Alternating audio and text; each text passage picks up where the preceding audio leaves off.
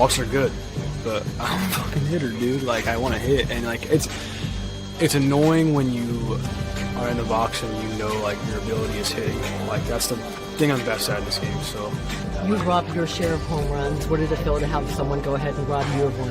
It's part of the game. There's this saying in Spanish, el que hierro mata, hierro muere. It's like, I don't know how to really translate it in English, but it's part of the game, and man, they play good defense, and that's what happens.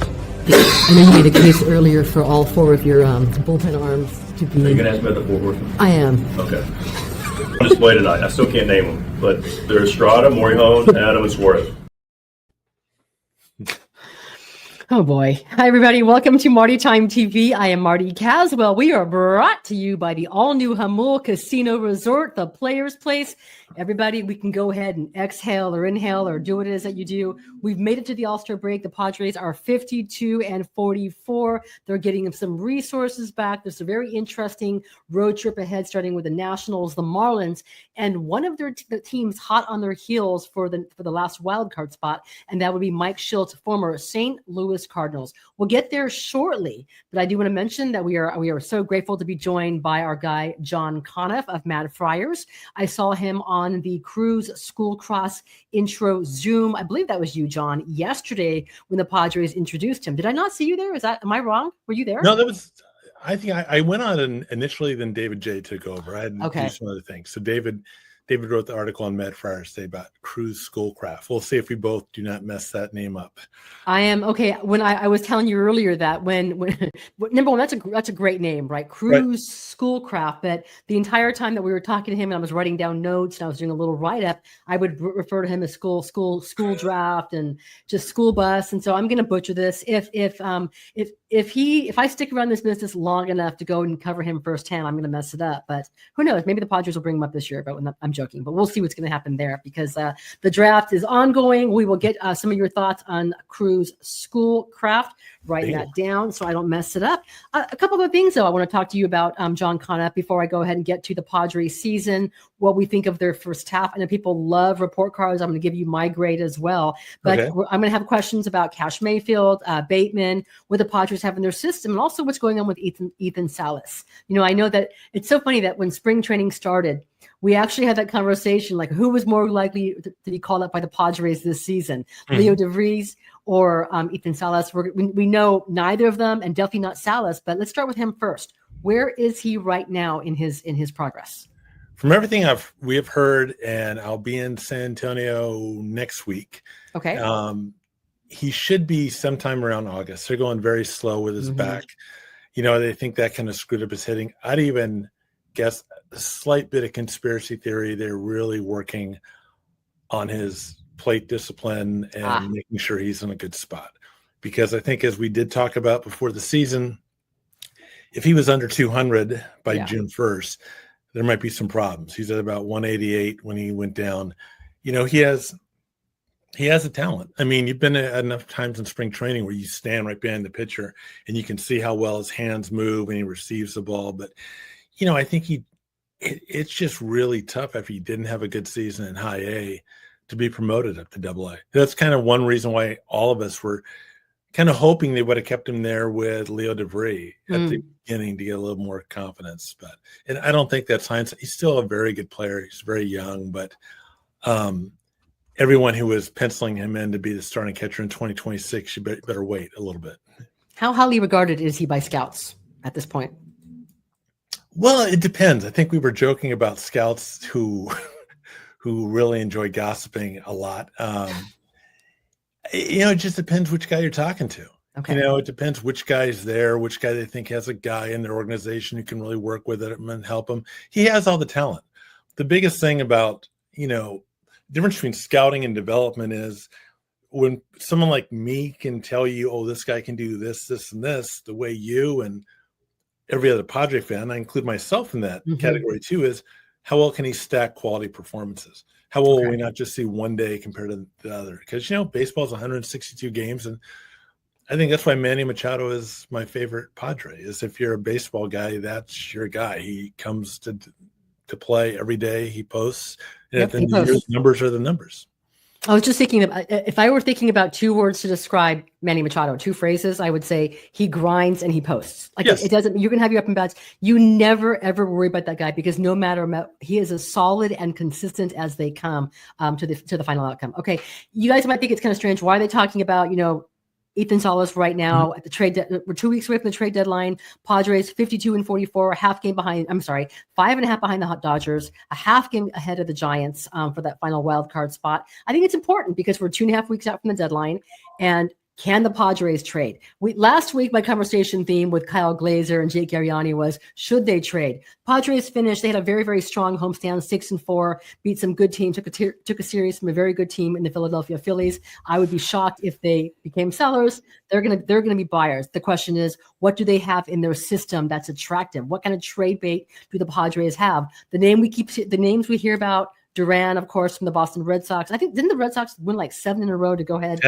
Finish their first half, and then of course Braves catcher Sean Murphy. Let's start with Murphy because, man, the whooping boy for Padres fans all season has been the production of Martin Maldonado and Elias Diaz, and of course the Padres are so desperate for some offense with Gavin Sheets going on paternity list. They called up Luis Camposano to be a DH for the season finale after he had caught 12 innings the night before. He had no chance, right, to turn it around and get adjusted. But what do they have right now in their system that you think would be attractive to some teams looking for some high-end prospects? Well, I listened to your interview with Kyle Glazer. I know Kyle. I thought it was very good. You guys both did a great job.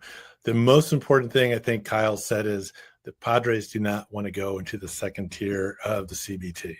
So once you have that, I mean, then that kind of restricts a lot of things you can do. Murphy makes $15 million a year for next 3 years. Wow. Duran, I think, is nearly a pipe dream to get him. I mean, we've all been there sometime in the past. Where the credit card went up a little bit higher, and you got. Do you have some ice water I can just dump on myself, and Padres fans can do the same thing that are watching? Well, look at it this way: at the end of the 2023 season, the one that didn't go so well, the Padres got to pay a $40 million CBT tax on top of that. So I mean, we're paying Eric Hosmer $14 million to learn how to be a podcaster. I mean, Marty, you're doing a great job. I don't think you're getting quite $14 million a year. I wish you did. You know that, but hey, they're done with Hosmer after this season, right? This is the last year of the deal. $40 million for 3 years. I mean, I would love to be fired from my job and give me a $40 million check, but to walk away. But look, more power to him. We're all working people. He got what he got. But they just have spent. There's a huge difference between all the money they have on the books. I think I was talking with you, a guy that they could see coming back could be Higashioka. Hopefully I pronounced his name correctly. Kyle Higashioka. Right. I did. I think I got it. You got it right. Trust me. Kyle Higashioka, the catcher who had 17 home runs last season for the Padres, had a career season, parlayed that into a 2-year deal with the Texas Rangers, came back, and of course had a 5 RBIs, 5-hit game. I mean, just sure, why not? The Rangers aren't going anywhere. And I mean, and when I went on your old show with our good friend Darren Smith, we used to go back and forth about how much a catcher should have to hit. And I think it's just somewhere in the middle. It can't be hit like how pitchers used to. And Kyle posted about an OPS around 750. Maybe his on base wasn't good, but he would run into one occasionally. And if you look at his WAR numbers, they're a lot better than either Elias or Maldonado. So I think that's a legitimate solution. And you might be able to do the deal because I think we were talking before is the Rangers see a lot of AA games because Frisco is right there. They see a lot. The Padres have a decent AA team. There could be 1 or 2 players could interest them to make that deal if it's salary neutral. But yeah, that's the very unsexy pick who I would choose. Reunite him with his old starting pitcher, Michael King, who, by the way, we'll have some news on Michael King shortly. That would be fascinating to me on Higashioka. And on him, the Padres don't need him to do what he did last season where he hit 17 bombs, right? They don't need a career best season from Higashioka. What I want from the Padres catching position is to not have to pinch hit for him in the 5th inning every single game when there's runners on and when they're trailing, which they're doing with Maldonado, which is absolutely ludicrous. There just comes a time, 1 through 5 is interesting. We'll see what happens with, Jackson Merrill seems to be coming out of it. But when you get to the bottom of the order and you're like, no chance. 6 through 9, absolutely no chance. That to me is where you have a huge problem with this Padres team. Well, one thing if we're on catching, that you and I were texting back and forth on when I was in El Paso, and you're modeling a really nice looking El Paso t-shirt. You look great in that. Keep talking. Yes. This is one of my, I love this shirt. I wear this all the time. My favorite. Here's my other one. Oh, great. Awesome. Yeah, I know. They love you because you wear extra small. I do. That's why you got a free shirt. No, but we were talking about Luis Camposano. In El Paso, what they're doing is that he catches 2 games. Mm-hmm. You know, he plays a game or 2 at first base, and then he DHs twice. And, you know, the guy that's the manager there is Pete Zamora, since second year with El Paso, third as a manager, and before that was a pitching coach. And after one of the games, he made a comment. He goes, you know, how Luis was catching Wes Benjamin, pitcher they have, was in the KBO last year, throws a lot of breaking stuff in the dirt. That was like the Luis that I saw in 2019 and like Elsinore when he was a pitching coach there. And what he made the point is, Campy's always been more comfortable catching on 2 legs as compared to the 1 knee down and all that. And he said, you know, all the pitchers used to like throwing. They all liked throwing to Campy because he was a guy that he could get anything in the dirt.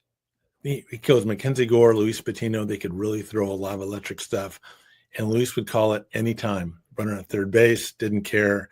He goes, a lot of guys now, they won't call a breaking pitch with a runner on third base in a tight game. And so there's a lot of, I think Kevin Acey's done a really good job of pointing out there's a lot of differing opinions in the Padres organization about Luis. But the way I'm looking at it, and, you know, obviously I don't know all the details, but you should be able to find a way to get him to catch twice a week, 1 game at first, 2 at DH, because that's going to improve anything that you have offensively right now. But that's I'm going to get to a comment a little bit later on that I asked AJ Preller, you know, what he thought about he was asked about the first half of the season. And I asked him, you know, how aggressive are you going to be at the deadline? And of course, you're always looking to go ahead and add and do what you can to, you know, fortify your roster. But I thought he said that they believe that the answer can come from within. And if that's the case, I don't know who he's talking about, because if the Padres really believe they have a solution somewhere in their system, that player would have been up by now. I mean, who is he talking about? And I really, what I want to know is, the most important thing for me is how passionate is Preller about Camposano? Because if he's not, then there's no point. It doesn't matter if someone else in the system is. Well, you know, there's a lot of differing views on what Camposano's value would or would not be. I mean, there's kind of what AJ thinks it is, but then someone from the outside would look, well, if he's so great, why isn't he up? Right. I mean, I think Camposano is not a guy that's ever going to catch 150 games just because of the way his body is built and it works. But he has looked good at first base. He does have a big right-handed bat. And I mean, I think I just kind of got to stop there. I mean, you see the same things. You read our stuff. You read about every other night we're saying, oh, he went 2 for 4 with a double and a home run. He nearly hit one out of towards Mexico. I mean, one game I was there, he just crushes it. And he's actually, you know, you can tell he doesn't like doing interviews, but we were talking about his dogs, and it was about the longest conversation I've had with Luis in a couple of years. And it was pretty friendly. And, you know, Zamora is the AAA manager. He's a very nice person, but he kind of has a bit of an edge to him. You wouldn't see it. And believe me, if he didn't like Camposano, you would be aware of it. And he loves Luis. He can't say enough positive things about him. Okay. Well, we'll hopefully we'll find out soon enough. I believe he's with the Padres. Well, when they board their flight for Washington come Thursday, DC.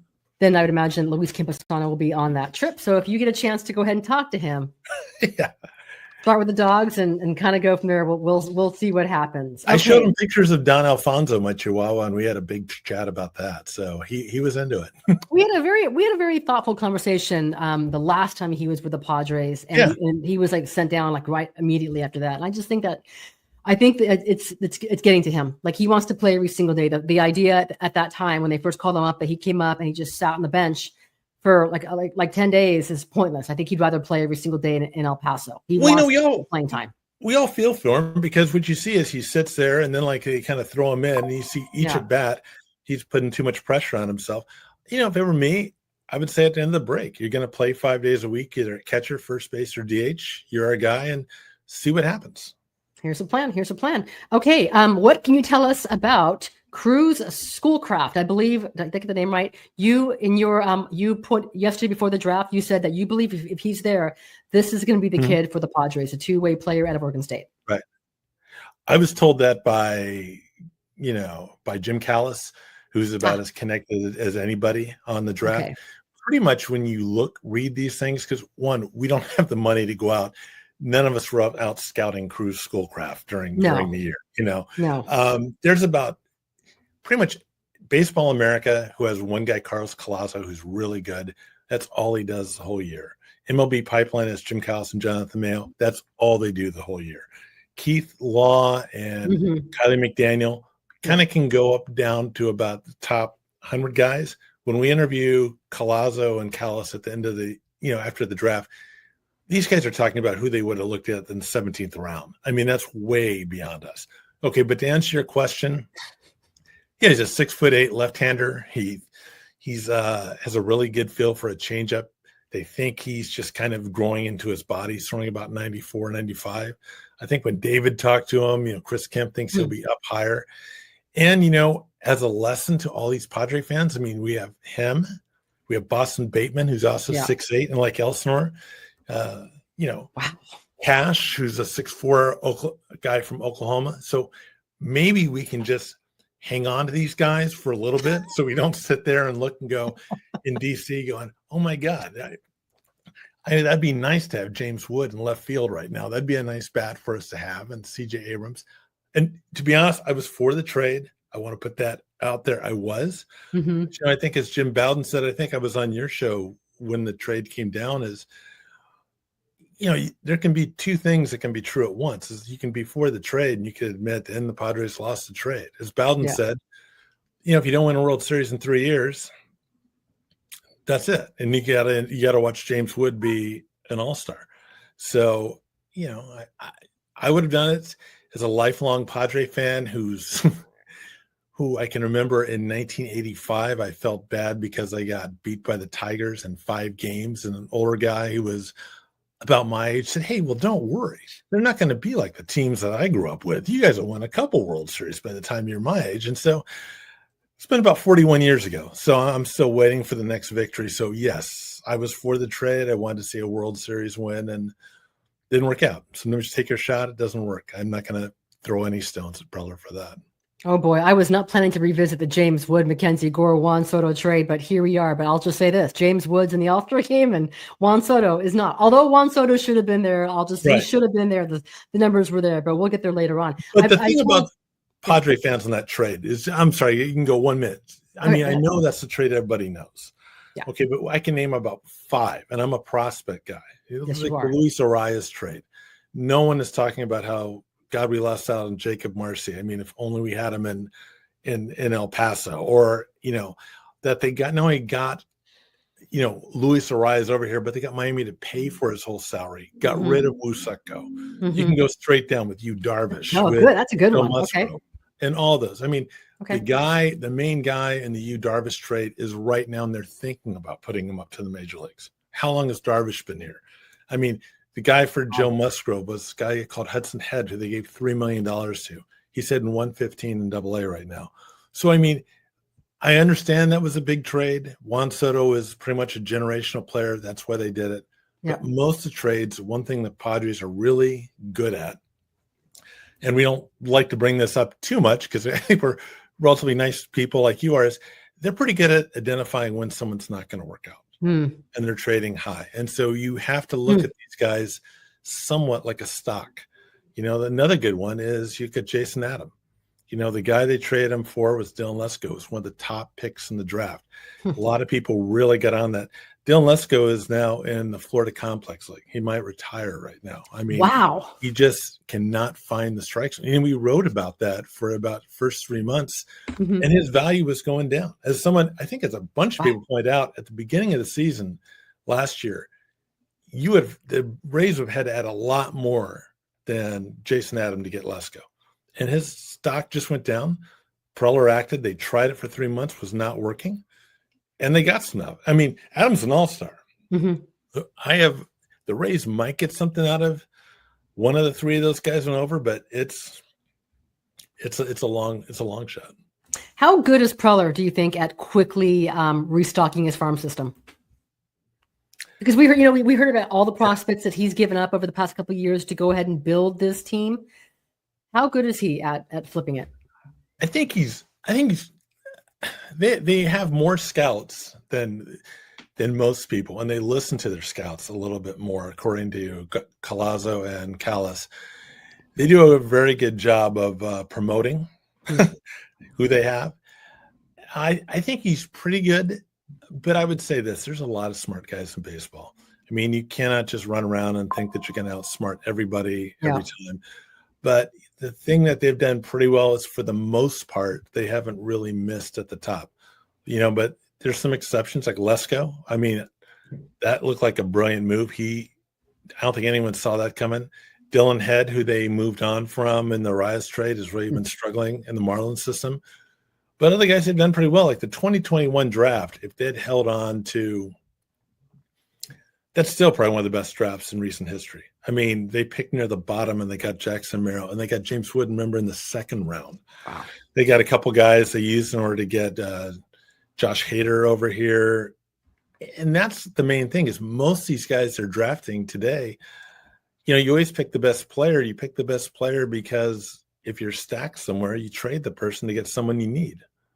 So, I think they're pretty good. I think they really believe in themselves in scouting, and they really rack up some airline miles and car trips. I mean, just an example. I remember I was talking to the guy who was a scout on Ryan Weathers. They went and saw Ryan Weathers play basketball 4 times, let alone going to all of his starts. So just the amount of time they put in, like Cobb Hightower, a guy is a shortstop with the Storm. He's told us that I think his scouts saw him play every single high school game. So you start imagining all the man hours or the people hours that they're putting into this. It is amazing. Well, we'll see if I'm talking to you next year about Cash Mayfield, about Kruz Schoolcraft, and did the Padres get back something good in return when they traded him in this blockbuster? I'm just joking. You're killing me here, man. I'm sorry. I just told Jay Garriani the reason why I've stopped really talking all the prospects and deep dive is because I expect them to be gone in the next year's blockbuster. Because that's been the Preller MO. But you're saying hold on to this 6'8" dude. I would probably say, if I had to pick, I think there's 4 guys kind of near the top of the system, how it is now. I think there's Leo DeVries. Yes. I think there's Ethan Salas, Cash Mayfield, and Boston Bateman. That's what I wrote down. Wow. I would put Bateman number 2 after DeVries. Okay. That's just me. I mean, you start taking a look about how much starting pitching costs and how much you can get out of it. So I think that's what they're really going to hold on to a lot. How close are they pitching wise to really making an impact or even coming up here? I'm just wondering, just because of some of the internal free agents that the Padres are going to have to worry about very, very soon. I don't think they have any chance at Dylan Cease. I'm sure some fans would like that just because of how much he struggled this season. Michael King's going to be interesting as well. Right. And of course, Musgrove coming off Tommy John is no lock, and Darvish is going to be a year older, as good as he is. But what do they have in their system that could be up next year to help them? Okay, well, we'll start at the bottom. When you mentioned Bateman and Mayfield, they will probably be in Fort Wayne. If they do well, they could be in San Antonio by the second half of next year. Okay. And probably then to have a shot. They got a guy who's doing very well at, Miguel Mendez is doing very well in Fort Wayne. He's probably in line for promotion to San Antonio pretty quick. Henry Baez, who was their pitcher of the year last year, he's been leading the team in innings pitch, has a 2.08 ERA. He's more of a 3, probably a 4th starter. Okay. I mean, doesn't have breakout stuff. Actually in El Paso, they've had some good guys. Waldron has got a second quality start. He's getting used to throwing the knuckleball more. And believe me, if he can throw the knuckleball in the altitude of El Paso, where the ball not only flies but doesn't move, I mean, he probably has a shot. I mean, that's the guy you could look at. Kolek's come up. He's helped out. Ryan Berger, who we talked about a lot, has been pretty good. So, the one big thing that you also heard and the gossip when I was in El Paso and Fort Wayne is, the new organization wants them to have people up here that are cost controlled. That's a huge thing. Even when you look at what Jackson Merrill's contract is, it's a great deal for Merrill, but it's also a bargain for the Padres. Fernando Tatis's contract is a bargain. They can't just afford to pay, people $14 million a year to become podcasters like Eric Hosmer. You can't get over that one, can you? I can't. This is the last year of the Eric's final podcast for the season. Should be a big thank you to the Padres. I've heard it. It's actually a decent podcast. I mean, I give him a lot of credit for it, but hey,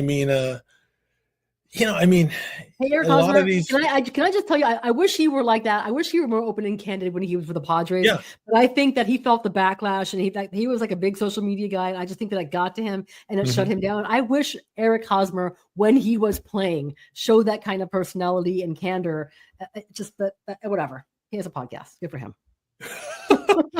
Yeah, hey, you had to deal with him a lot more than I did. So this interesting. He was always very, very professional to deal with. Just the answers were boring and predictable, and like, okay, all right, I get it. But I know I enjoy talking to Eric Hosmer. I'm just saying that we're getting a lot more of. He has a great personality, a lot of candor, a great baseball mind. So I wish we had seen more of that. Okay, moving on not quickly. Thank you for your time. We're talking to Friars John Conniff, breaking down the draft, and Kruz Schoolcraft, and from earlier on talking about Luis Camposano and really the mixed opinions on him and his value throughout the organization. Let's see. This is what from yesterday's AJ Preller, Chris Kemp presser. They were asked. I think Chris Kemp said that he's he's one of the smartest players he's ever scouted. He was asked why by AJ Cassavell, and this was his answer. Listen to him go through his routines. We had an in-home visit with him, watching him kind of explain his year out month by month, day to day. Just the way he goes about his process is on another level than most kids his age. I think also AJ, he's a guy that, in all the homework we've done, he's just somebody that's super dedicated and loves the game of baseball. So, he's worked out with Sean Reynolds, Tarek Skubal. He's his family, it was a host family for minor league players. So he'd been around guys, I believe, like Altuve and Kyle Tucker, and the list goes on and on. So he saw not just star players. He's been around guys, at all different levels. His brothers, somebody on that 12U, 13U circuit. That's, one of the top players in the country. It's a baseball family. They love it. And he's very, very diligent in his work. And all you have to do is sit down and talk to him for a few minutes. And he's somebody that's super prepared and knows what he wants to do, very focused, but is also a kid and likes to have fun. And, you can see that on the field in his high school game. So it was a nice combination for us as somebody that's very dedicated and very focused with a good baseball family and has a great mind, but also, there's a lot of upside and potential. And the guy that loves having fun playing baseball. Okay, so that was AJ Preller and Chris Kemp yesterday talking about scouting. I'm looking at my notes. Kruz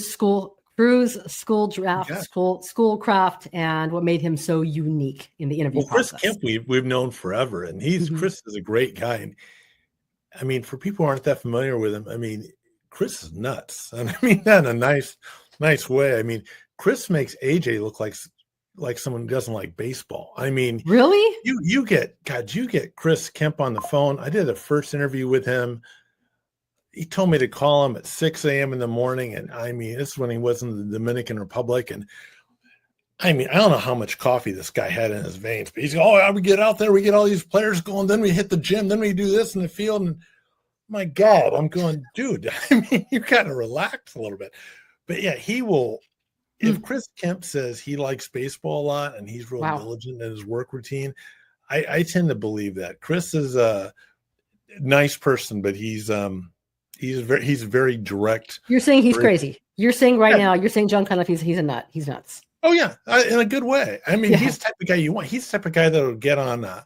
He'll travel 4,000 miles. I put it this way: when we talked to him about Dylan Lesko, I had interviewed him, and Dylan Lesko had touched 90 miles an hour when he was 14.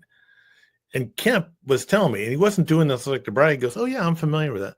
I go, "You're familiar with people that are entering into their freshman year of high school in the state of Georgia that are throwing 90 miles an hour?"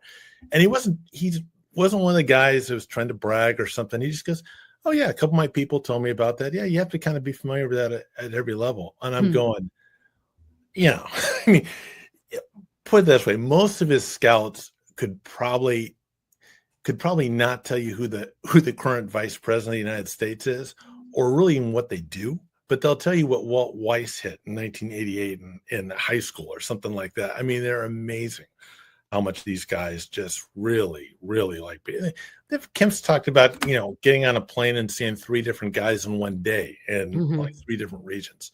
Mm-hmm. But yeah, I mean, the one thing about the Padres drafts that I think is kind of what they tend to do now is they're going to look for someone that's a prep kid. They're going to look for someone that's up the middle. It's going to be either a catcher, there's going to be a pitcher with a big arm or good size, a shortstop, who's also big and athletic, or a center fielder who can run. Now, recently they made a little bit of a change.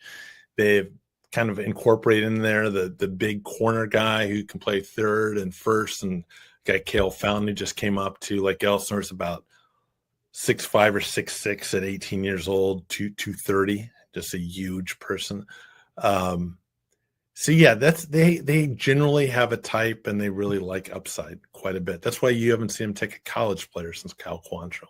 Cal Quantrill. That's a good one. Back in 2016. That's crazy. Correct. Wow. Okay, John Conniff. Well, we just Marty, you are much more of a prospect hugger than you're letting on. No, I'm not. I'm done with my prospect hugging days. I am done. There's no more mourning over that. I know that we're going to revisit the whole Juan Soto trade again this coming Friday when they play the Nationals, or after breaking down, what James Wood does in the home run derby in the All-Star game. But I refuse to do that, because I will say right now, I will actually believe with AJ Cassavell, even if they don't win a World Series, it opened up a playoff window and expectations. I mean, they just had their 43. They have sold out 43 of their games already in the first half.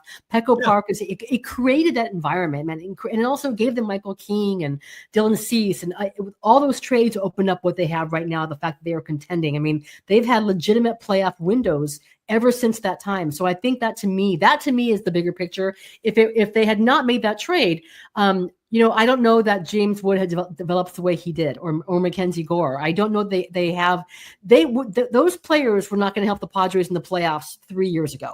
To me, that playoff run changed. That playoff run set up the next playoff run, and hopefully this year back in the playoffs run. I think that opened up a particular window. Now, I can't believe I'm revisiting this again after I said that I wouldn't, but I think that wasn't about just, they had a legitimate playoff window opened with that trade, which continued with the players that they flipped Juan Soto for. So that to me is why I think it made a lot of sense. Yeah, to your point, to back up what you said is, you got to remember Mackenzie Gore was struggling a lot before he got traded by the Padres. The year before, he'd been up and down, been sent down from El Paso all the way to ACL. CJ Abrams had struggled for a variety of reasons. Robert Hassel had. Yeah. The one big thing at the time was James Wood. But, as I said, as he was doing really well, but you had to include him in the deal. What was weird was, what's strange was that Rizzo didn't like him at first because he was from the DC area, until the West Coast scouts said, look, if you can trade Soto, you have to get this guy. They nearly had that deal without Wood. But enough of the trade. We each made points on this. We each agreed on that. I can't. And we're on the same side. I think we are. Okay. I just want to go ahead and play some comments from AJ Preller when he was asked about the Padres, what he thought of their first half. I also asked him about the trade deadline, which is timely considering our conversation. What do the Padres even have to go ahead and trade, especially when Preller said that they have answers from within. So this is going to be AJ Preller. Bear with me for a second. Asked about what he thinks of the Padres first half. Just to kind of, AJ, since we have you here, I just wanted your thoughts on the first half. And I know it just wrapped up today. It was a strong start, relatively strong finish. Your thoughts on where it leaves you going forward into the second half right now, getting a little healthier and everything. Yeah, I mean, I think ultimately, from the ability to be in contention, is a good spot to be in.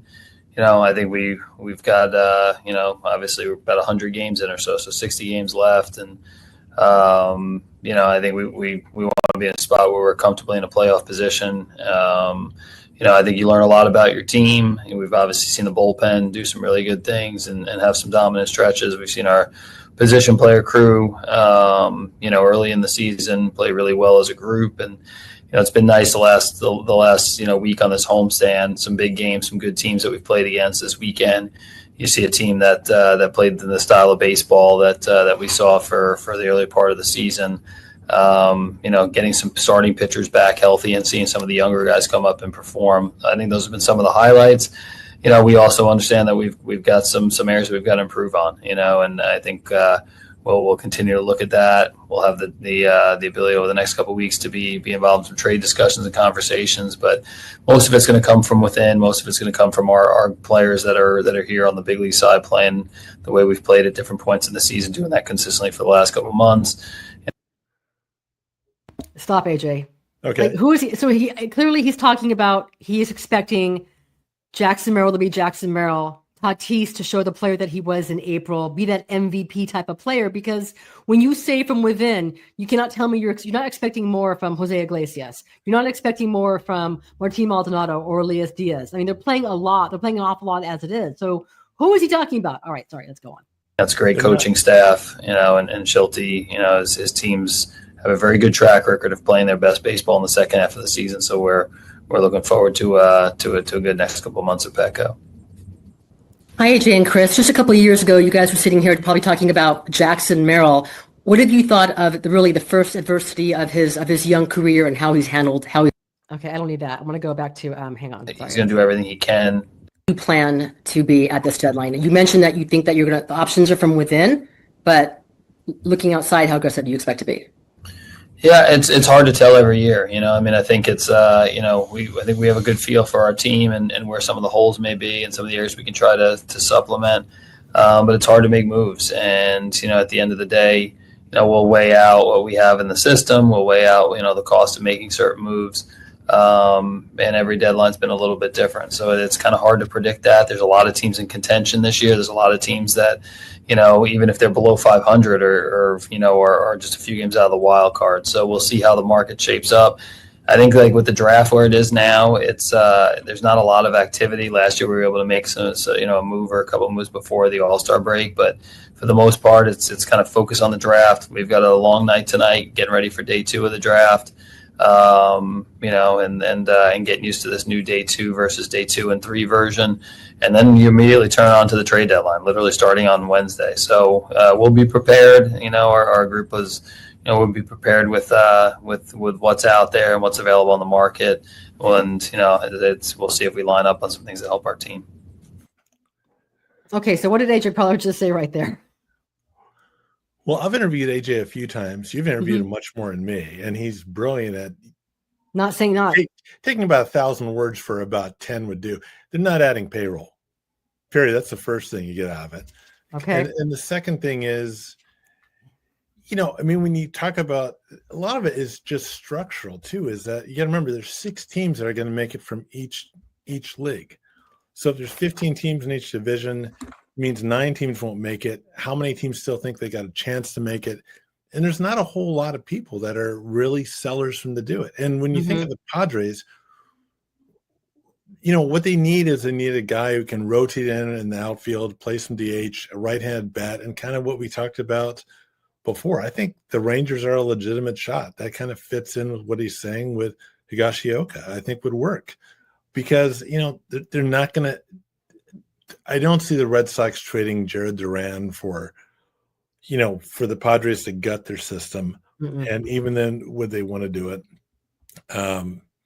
I think there's some guys, they got some room below the big 4 that they could actually make some moves.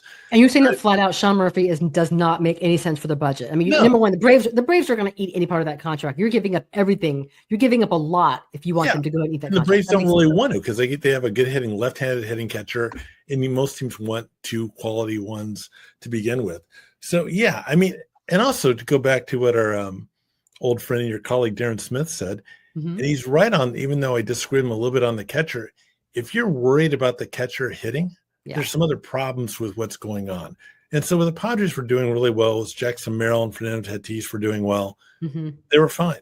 So, if you ask me at the end, you'd told me at the beginning of the year they were going to lose King and Darvish for as much as they could, that Tatis and Merrill would play as bad as they had for about 6 weeks of the season, and they'd still be 8 games over 500 going to break, I'd take that.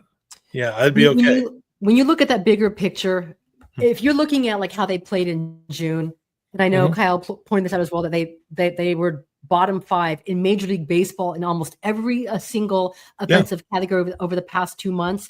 It's still remarkable that they are 8 games over 500. Here's the good news, and we know about them playing 35 one-run ball game. I know Mike Schilt made a not quite a joking comment in one of his post games. Hey, we shouldn't be afraid to go ahead and win 8-2 or 73, score some runs. You need to take some pressure off that bullpen. But here's that good news for your bullpen: you are getting Michael King back relatively soon. Through another bullpen session yesterday, 35 pitches. I know he and his wife Sheila are having their first baby any day now, but he will be back to the Padres. And I'll tell you this: 2 weeks ago, I wasn't sure if I was not convinced that he was going to pitch again for the Padres this season. Yu Darvish is going to build up his pitches with every single start. So you're getting some good news. You're getting some depth back in your rotation, which is going to help, deepen your bullpen options. But man, what I'm hearing from AJ Preller, you're saying you're not adding payroll. And I'm hearing our options are coming from within. What he is saying is